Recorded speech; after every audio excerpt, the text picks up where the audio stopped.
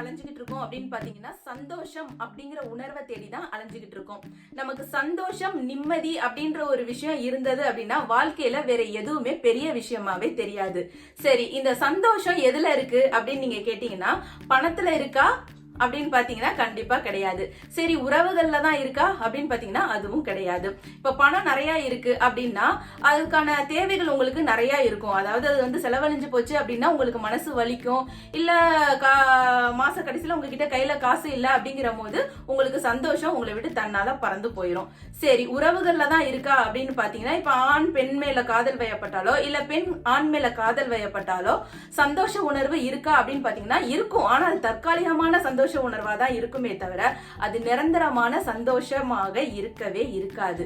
அதாவது ஒரு குறிப்பிட்ட ஸ்டேஜ்ல வந்து ஒரு மனக்கசப்பு அப்படின்ற ஒரு இது தோன்றும் பொழுது சந்தோஷம் அப்படிங்கிற உணர்வு பாத்தீங்கன்னா தன்னால காணாம போயிடும். சரி, அப்ப சந்தோஷம் அப்படிங்கிற உணர்வு எதுலதான் இருக்கு அப்படின்னு பாத்தீங்கன்னா உங்களோட ஆள் மனசு வந்து ஒரு கம்ப்ளீட் சாட்டிஸ்பாக்சனுக்குள்ள போகும்போது மட்டும்தான் உங்களுக்கு இந்த சந்தோஷம் அப்படிங்கிற உணர்வு கிடைக்கும்.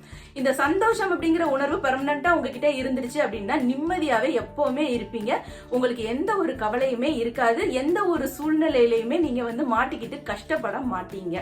இததான் வந்து துளசிதாஸ் வந்து அவருடைய தோஹால அழகா சொல்லுவாரு. கோதன் கஜதன் பாஜிதன் और रत्नधन கான் சப் ஆவே சந்தோஷ்தன் சப்தன் தூரி சமான் அப்படின்னு சொல்லுவாரு.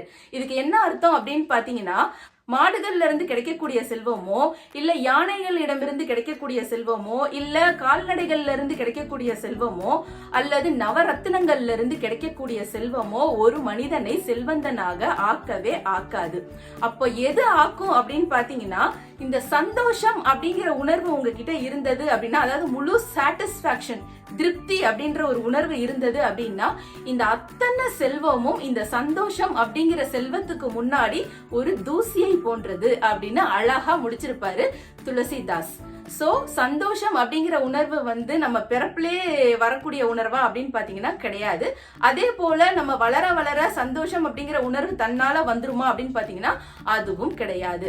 இந்த சந்தோஷம் அப்படிங்கிற உணர்வு வந்து இறைவனோட கனெக்ட் ஆன ஒரு உணர்வு.